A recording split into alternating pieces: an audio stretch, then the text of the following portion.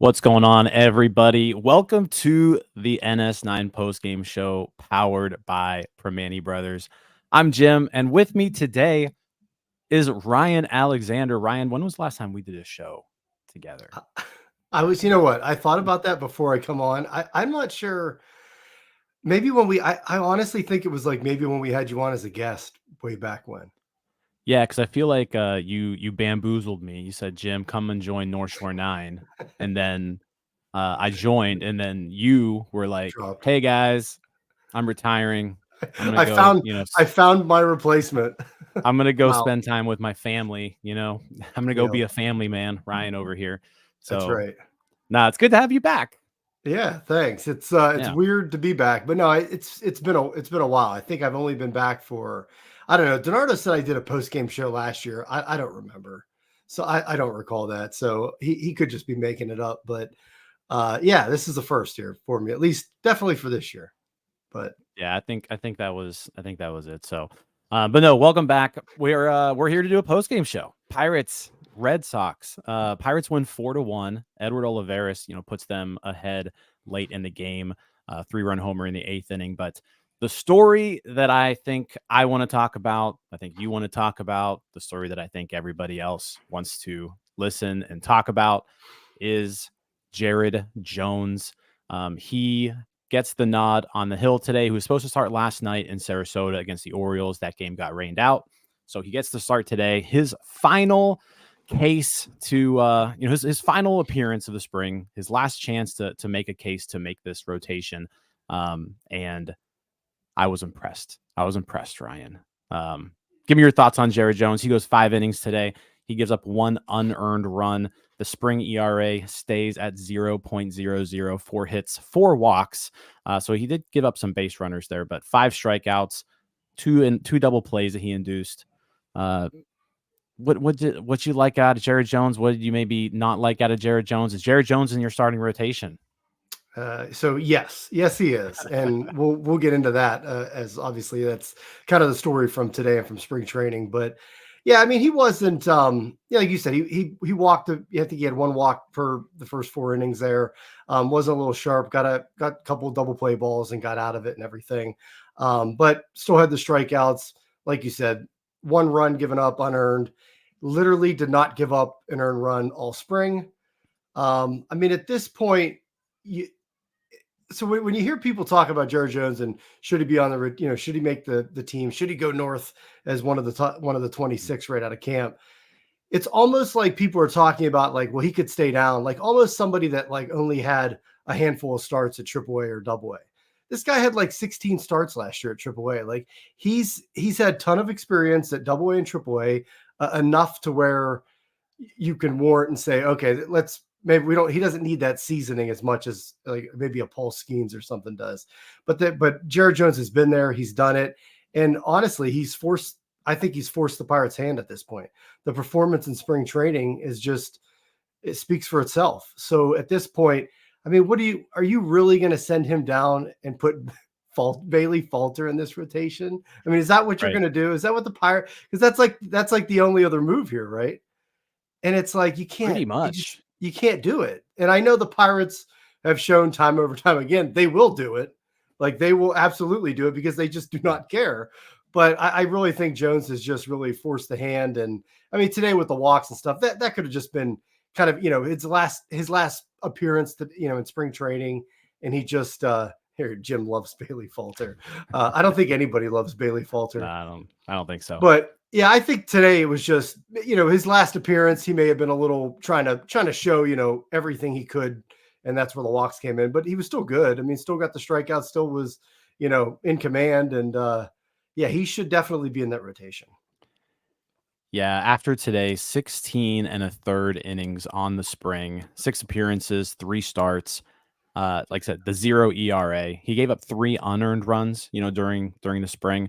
And the unearned run today, we'll get to it, but another Rowdy Tellez issue. It was an error on Brian Hayes, but Tellez should have avoided that error. But I mean, I'm with you 100%. When they came out and said 2 weeks ago that Jared Jones like has a realistic shot at this rotation, like he was really truly in a competition for this spot. If you look at what he's done, and 2 weeks ago you said that he was competing for it, you can't go ahead and say this guy's competing for a spot.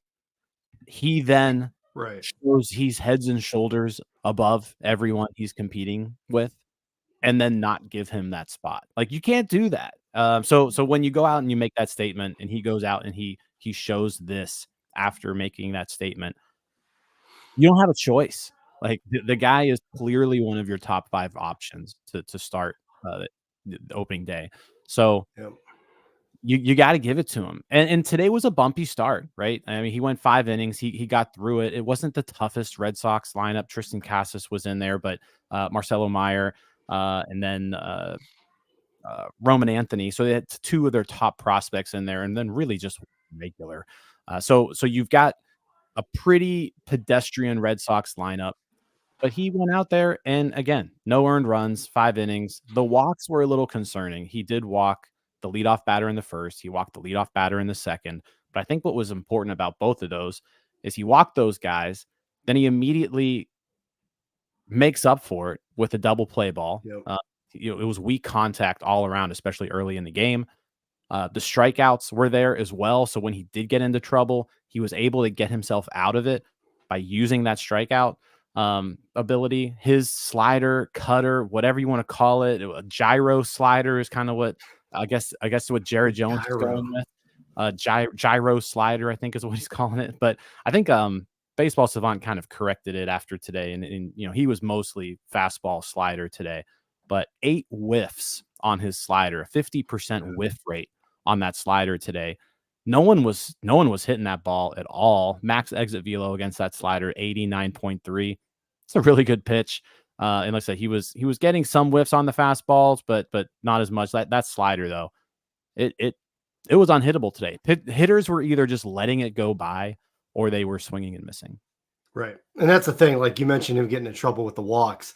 He with the strikeouts, like the Red Sox weren't doing much as far as getting balls in play. So like it was pretty much him with the walks just holding him back. And like I said, I don't know if that was something with yesterday's game being canceled and he just, wasn't expecting to pitch today, or if it was just he was trying to be a little too perfect and because he knew this was his last appearance for spring to kind of show the Pirates, hey, idiots, I can do this. Put me in the rotation. So Yep. I don't, like I said, I don't have two concerns on that. But like you said, with them making that statement a couple weeks ago, like if they would, at this point with his performance, if they would not put him in the rotation and send him down to start the year, like what could they possibly say at this point as far as the reasoning behind it?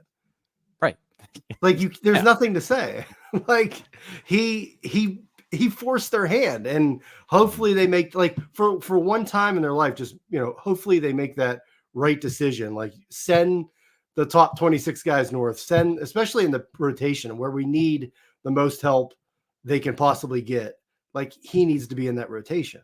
You're already not starting off with Skeens, which we've talked about that. You guys have talked about that. Like that's understandable. But you got to let Jared Jones get in there. The guy's had experience at every level. He's done it, and he's just had an unbelievable spring. So, yeah, at this point, I don't know what the Pirates would even try to say to justify that move, but yeah, he's got to be there. Yeah, and I think this also I can't like again. I'm with you. Like I can't foresee a situation here where he doesn't make it. So let's kind of operate under the assumption that he's going to make it, right? And if he doesn't, we riot. So like that's basically how it's going to go. But when was the last time a Pirates prospect, like consensus top 100 guy, made the opening day roster with 0 service time? Like it wasn't a holdover. Like he didn't make a September debut the previous season. Yeah. I don't think this has happened. I know it hasn't happened in the Charrington era. I don't think it ever happened in the Huntington era. I don't think it happened in the Littlefield era. I think you got to go back to Jose Guillen, to be honest, to Wow. find a top prospect. So you're That talking like a top 100 prospect, not just yeah, somebody that we threw out there. yeah. We're not really I concerned. Yeah, so this is sort of like I think you're right.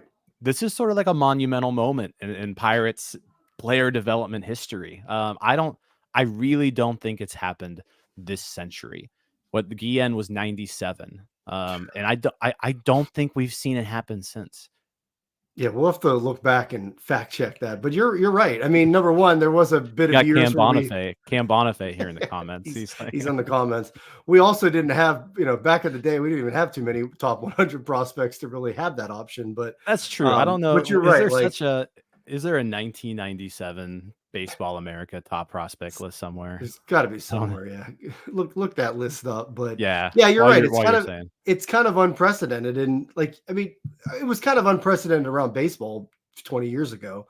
But we've seen that slow progression in baseball where now teams are calling guys up earlier and sooner, and so we're seeing a lot more of that. Now the Pirates hopefully will finally catch on. But like I said, it's almost because Jared Jones forced their hand. Like if he had been Mhm. if he had looked good this spring, but I don't know, had an ERA like in like a 3.8, would they make the call? Who knows? But like you said, we'll operate under the assumption that he's there because Lord knows they need it. And Bailey Falter has looked so bad this year, at least in spring. So you can't go there. So hopefully they do it, and if not, we'll definitely riot. But yeah, we'll have to confirm that because that's a good stat by you. So here we go. 1997 Baseball America Top 100 Prospect Rankings. Jose Guillen was number 24.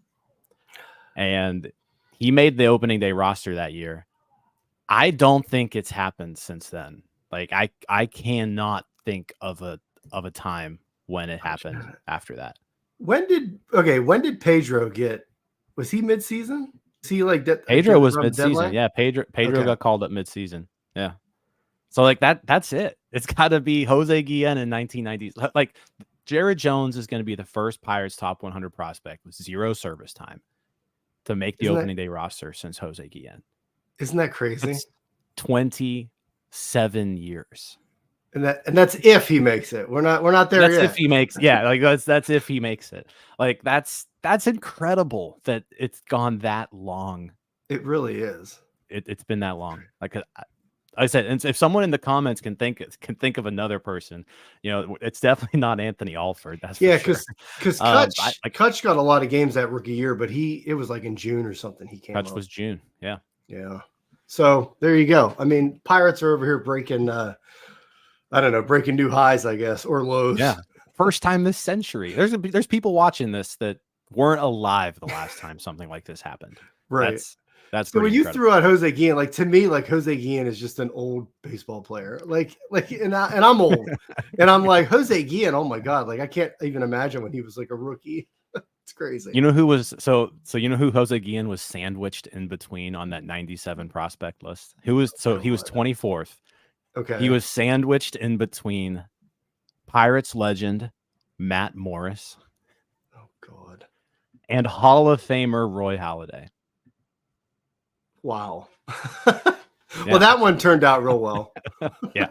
Roy Halladay. That was good. That's where we're at. So yeah, I'm with you. Like Jared Jones is in this rotation. He looked great today. Like I said, didn't even have his best command.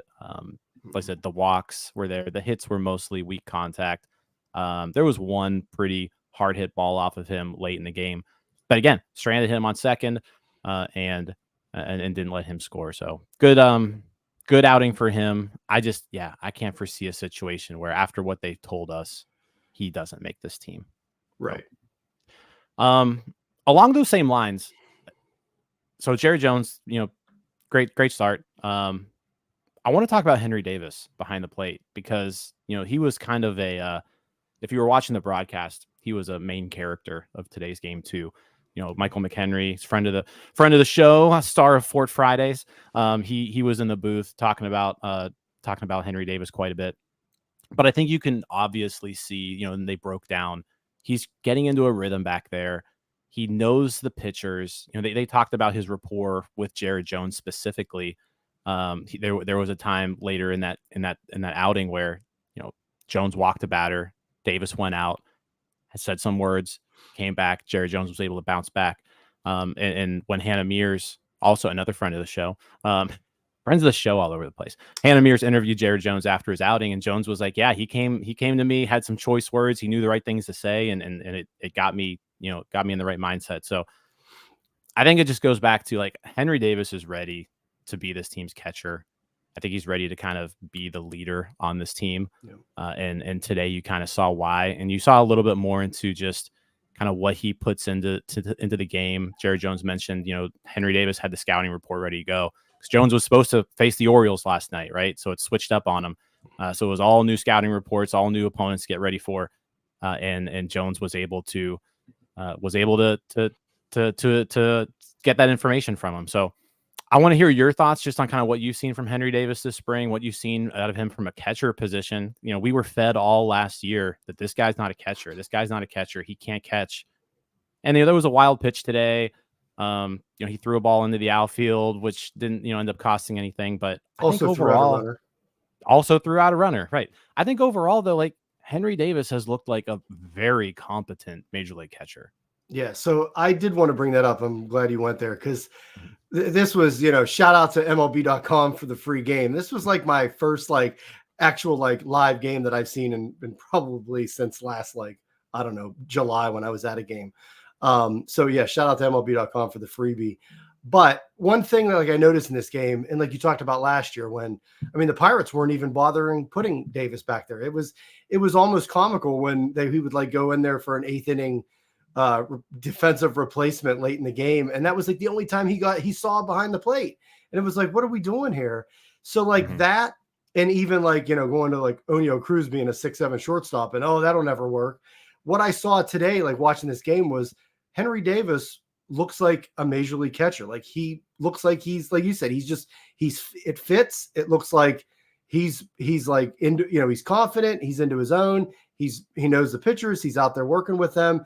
He's, saying the right things. And I think that's his personality and being the leadership part of it that we've heard so much about, I think is going to be obviously going to help him a lot in that role. And it needs to be there. But that's the first thing I noticed about watching him was just, he just was looking like the part. And that, compared to where we were last year in mid-season, end of the year, that is a win. That's a win for the Pirates. The fact that Oneil Cruz is apparently a shortstop is a win because last year we were everybody was saying those were all question marks, and Davis was a huge question mark at catcher, whether he was even going to stick there. So I like what I'm seeing too. And don't be Kentucky. But I like what I see from Davis. And like I said, it was kind of the first full game that I got to see him behind the plate and everything, but threw out a runner. The pass ball, it was kind of a tough, didn't really give him the right hop and everything there. But I overall, I think he looked the part. And I think from where we were last year, it's a huge improvement and win. It makes me question, again, the Pirates. What were you doing last year? Why was he not behind the plate more on a season that was going nowhere? Yeah. Right. You would have thought after they traded Hedges, let's get Henry Davis some reps. Maybe it had to do with he just wasn't working on it. I have no idea, but you could clearly tell he put in a lot of work this offseason, not only on himself, but to get get to know his teammates better, get to know his pitchers better, get better rapport with them. And I think there was valid criticism when the Pirates drafted Henry Davis first overall. You could definitely argue that he wasn't the top prospect on the board. I think you could make that case. Yeah. The Pirates said that he was their number one choice, but they kept kind of pointing to that makeup, right? And you can tell the makeup's there. He is hardworking. He is going to succeed no matter what it takes. He's not someone who's just going to accept not being good, right? And the work he's put in this offseason, it's nice to kind of see it. It's nice to see it this spring training. Now you got to see it carry into the regular season, right? But all that we can see, OPS over 1,000. As I said, behind the plate, more than holding his own. Yeah, I'm excited to see what he can do over a regular season. And, if he's able to prove all those people wrong and really end up being a solid major league catcher, then you've got a pretty valuable guy in Henry Davis. Wouldn't it be something like, yeah, he ends up having a great major league career as a catcher for as many years as, his knees and everything hold up. Yeah. And what if it all was because Andy Rodriguez went down? I mean, that's a good point. Cause like if Andy Rodriguez is still here, like is Henry Davis? Were they going to put him behind the plate this year very often? I don't know. That's what I mean. Like that was like another thing that kind of forced their hand. They almost had no other choice but to, sign somebody, which they did. They signed Grandal, which where's he at? He's like Lonnie Chisenhall 2.0. And but there was no really other option besides Henry Davis, the guy you drafted at 1.1. So it'll just be something if he really takes this and runs with it and is good. And like you said, he doesn't need to be, Johnny Bench back there. He just needs to be a major league catcher. And obviously we know the bat plays. Well, we know the bat will be there. It's just the catching that needs to just not be a negative, basically. Yeah, Ted brings up a good point here. I mean, if Henry Davis is your catcher, like maybe Endy, once he gets back and healthy, and as long as he can hit, maybe Endy's your choice. Maybe Endy's like your answer at first base going forward, right?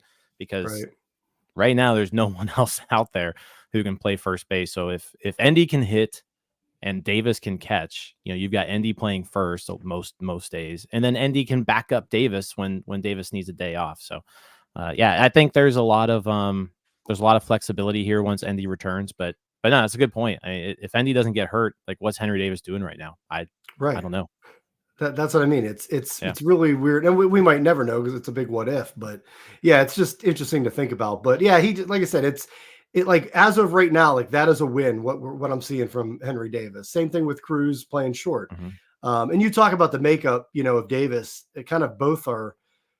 Past two picks, like the makeup with Skeens and Davis. Like it's just those are like the two leaders, like guys that like those guys want to win. And Lord knows does the Pirates need that desperately, like just not somebody just going through the motions and with their career, but these guys want to win and they're leaders. And it's good to see. It's though as of right now, like not on actual like wins and losses on the standings, but those are wins for the Pirates. Yeah. And you bring up just like kind of the will to win, right? And I'm not saying that like Mitch Keller or Brian Reynolds or Key Brian Hayes don't want to win. Like that's not what we're saying. But at the same time, those guys don't know what it's like to win anymore because like they haven't done it in so long, right? Definitely not in the majors, that's for sure. So when you add those three guys, that core, and you bring in these guys who not only, they're used to winning, right? I mean, Paul Skeens won at LSU. He won national titles. Henry Davis went to College World Series. Is like these guys are winners. They are addicted to winning. You add those guys with that type of mentality to a pretty solid group who they have the talent, but maybe they don't know how to win, right? Because they haven't done it in a while. And who knows? Who knows what could happen here? I think this division's open for the taking. I don't think the Pirates are necessarily a favorite for it, but things seem to be going well for them right now. And I know you don't like getting too optimistic, but things seem to be going well, at least on the offensive side of the ball. I think there's still a ton of question marks in this pitching staff, and that's ultimately where things are going to to be settled. But I don't know. It's spring. You got to get excited about the season coming up, and there's a lot of reasons to be excited about this team. Look what happens though. You guys got all excited, and then what happens? Peguero gets sent down. Then we got Moretta. All these injuries start popping up on the bullpen, and it's like, oh god. I'm not like superstitious, but at some point, it's like, can we just wait till like we're in first place and maybe good before we get like really excited? But no, I mean they're definitely trending in the right direction. It's just I wish the Pirates would make the right moves to like be serious about things. Yep. I was looking to see if there was Alex Stumpf just reported Derek Shelton says the Jared Jones decision will be made over the next 24 hours. I was wondering, I was hoping like that this is his last appearance. We're in the last weekend of spring training games. I was hoping that we would hear something like almost not immediately after the game, but after the game, I was hoping they'd make a decision. So the fact that it's in the next 24, I mean, I feel like that tells me he's got to make it, but I think that's a good sign. You know what's gonna hit? You know what's gonna hit like crack is that video. Whenever they post a video of Derek Shelton telling Jerry Jones that he's made the bigs. I'm a They sucker love for those doing that. videos. Yeah, they love doing that stuff. I'm just a sucker for those videos. So I'm We looking need forward one of to that them. one. Maybe that's what they're filming right now. They could be filming. They could. They're filming it right now. They're edit it and then they're gonna post it. Yep. They're sending it to Cody to edit. Yep. All right. Offensively, not a whole lot happened today. Brian Bayo was the Red Sox pitcher who, I mean, I haven't looked at the Red Sox rotation at all here, but I got to imagine if he's not their number 1 starter, he's their number 2 starter. The Red Sox are going to be kind of bad again this year, huh? Yeah, they don't look. They're not that, they're not that good. Well, I'm looking at their position players, and they're just not a whole lot there. Yeah. Pitching wise, I don't think they're terrible, but yeah, Brian Bayo, roster resource on Fangraphs has them as the number 1 team. So number 1 starter. Number 1 pitcher, yeah. But he pitched really well today. He kind of mowed down the Pirates regulars. The Pirates lineup today was pretty much their starting lineup outside maybe Connor Joe. You swap Joe and Reynolds, and that's those are your starting 9. So Brian Bayo pitched really well. The Pirates didn't really get anything going until the 8th inning when the Red Sox brought in some relievers. Edward Olivares, who we've been kind of clamoring for him to do something this spring, he hits his first homer, opposite field, 3-run homer. That is what ended up pushing the Pirates ahead and winning this one. I do want to talk about, I guess, if there's anybody to kind of get to kind of highlight on the offense, though, I think it's Connor Joe. I thought he played a really good game starting against the righty today. Mostly all of his at bats were against righties today. Singled in his first at bat, but then came through with the sacrifice fly in the, what inning was it? The Pirates scored in the 6th, and that's what tied the game at 1. So happy to see him. He looked good at the plate today. He's kind of had just a so-so spring, but I think he's clearly on this team. But he had I think out of everybody at the plate, he impressed me the most today. 1 for 2, and that sac fly was big. Rowdy Tellez did not impress you with that bloop single he had. Yeah, Rowdy didn't impress me too much. But I think you're right. There just wasn't much of the offense today. It was kind of a boring game from that aspect. Like if Jared Jones hadn't started this game, like if it was still Chase Anderson or whatever before that news hit, it would have kind of probably been really boring. But just not much from the offense. But like you said, Red Sox, the starter had it going and everything. So Joe, I mean, Joe's going to be on the team. He's going to be kind of the bouncing around all over. And like you mentioned, I think it was Starbucks or something last week or about like the depth in this team, like everywhere you look, there's actually a major leaguer. Now we set Peguero down, Alika Williams apparently is making the team. So I don't know, but yeah, like it just, the depth of this team, even from the starters to the bench, especially on the lineup, just looks, it looks solid. It's definitely a step up from what we've seen, in Ben Cherington's career. So hopefully, I don't have like the lineup. I wrote about it in as I'll drop this, our NS9 season preview coming out early next week. But I talked about that too, about how the lineup and just the power of the Pirates and what do they got? 48 I guess 49 home runs with Olivares leading spring. And I think Greg Brown said it's like the most home runs in spring training since they started tracking it like in 74 or something, which is wild. So the Pirates in power, like home run totals, we've been on the bottom third of the NL for, I think it was back to 2016. And if that could change, and I'm not saying they're going to lead the league this year in home runs, that would be nice. But even if they could just be average, above average, slightly above average, that'd be huge. So I think that, the lineup, I'm not really worried about it. They've really put this team together and constructed it well with the lineup, but it's definitely the rotation that's at least a concern, at least until I guess we see Paul Skeens up here in Pittsburgh, but yeah, overall, no, go ahead. Now, I was saying, I mean, Jones being in this rotation too helps out a little bit because I think he was one of the guys we were planning on getting mid-season, right? And like I said, I would be shocked if he doesn't make it at this point. Right. So yeah, so like I said, today wasn't much fireworks on the offense, but they got the big hit, like you said, from Olivares late in the game and got the win. But yeah, so as far I wanted to talk about Cruz. Did you hear the note about what Jack Wilson said about his feet? I did. Yeah. I've never heard anybody bring that up before. And that's what I was saying about, Greg Brown and Caps were even like, we've never heard anybody bring that up. Like, what do you think about Cruz? And Jack Wilson's like, his feet. But yeah, like basically, we heard it all through the minors, like 6'7" shortstop. Like, it's just not going to happen. It's just it just isn't done. And he just kept doing it. And now we're seeing it. And he's been well. He turned the double play, which was a nice play early in the game. And we're seeing it. And then Jack Wilson comes on here and says, hey, his feet's only like 13 shoe or whatever. And he's like, and that's what makes it work, because shortstop is all about footwork and everything.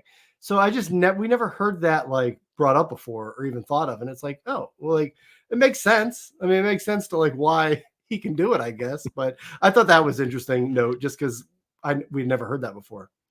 Yeah, like Cam brings up here, he's got Kenny Pickett hand feet. Yeah, right. So yeah, hopefully not one where he ends up in Philadelphia in 3 years. No, definitely, please no. All right, well, hey, that's I think that's all I got for today's game. Unless you got anything else to add. No, get off Rowdy's back. Let's see what he does in the season. All right, I'm gonna at least give him a month or two. I want to see that power. I'm willing to give him a little bit of time. I think the thing with Rowdy right now, it's not even the offense that's frustrating me, because I think he'll figure it out. Like he is who he is offensively. I think it's just the defense. Like the dude hasn't made a single play at first base. Yeah, all spring. That's a problem. That's a problem. If the ball is thrown to his chest, he's going to catch it. But if it's anything else, it's not going to happen. Like the worst possible thing is going to happen unless you throw it right to his chest. So that's just kind of he's a big target over there. Yeah, that chest is true. Big, so that's true. That's one thing that helps. But yeah, I mean, I don't know. We'll see. Yeah, I am the Rowdy apologist. I mean, at this point, I guess I'm intrigued by the power, as I talked about the power that the Pirates never had. I'm intrigued by the home runs. Mm-hmm. We'll give them a shot here. Obviously, they're going to give them a shot because, like you said, there's nobody else really. I mean, unless you're going to pick up, like what'd you mention, Brandon Belt today on Twitter? Yeah, Brandon Belt, free agent still. Like there you go out and get that guy. But no, I'm okay with at least giving him a little bit of time before I get on him too much. I appreciate that. All right, I thank you. I'm glad you do. All right. Well, tomorrow we've got another post-game show. It'll be our last post-game show, powered by Primanti's last post-game show of the spring, and then it's the real deal. So, be sure to tune into that tomorrow. I think tomorrow is Cody and Doug. I want to say Cody and Neil, maybe, but it's Cody and somebody. Cody will get his first post-game show work in this season. Martin Perez on the mound tomorrow for the Pirates against the Yankees. Marcus Stroman on the mound for New York. In case you missed it on NS9 Live, NS9 memberships are here. So if you choose that you want to support us further than just watching us, obviously everything we do is still free. But if you want some extra stuff, like if you see these guys in the comments with badges and some perks, click on the join button below. That'll be greatly appreciated. But other than that, like and subscribe. We'll come at you tomorrow with another post-game show, and then hey, we're right around the corner. Season's about to start.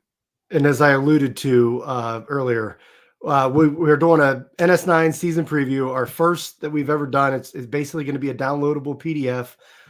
Just check Jim North Shore 9's account on Twitter Monday, Tuesday. We'll kind of announce more details. But basically, free downloadable preview that we put together for this season. So looking forward to releasing that and getting that out there to everybody. Absolutely. So good stuff, guys. Well, that's all I got.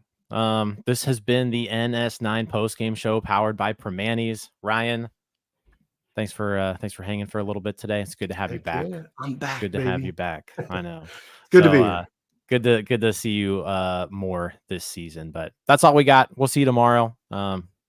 See you guys. Peace. Hey, you all. Thank you for watching. I know we try to provide the most entertaining content that we can, and we'd love to spread it to as many people as possible. So I know it doesn't seem like a lot, but if you could take the 5 seconds to like this video and subscribe to the page, it helps out so much more than you know. Thank you, and let's go Bucks.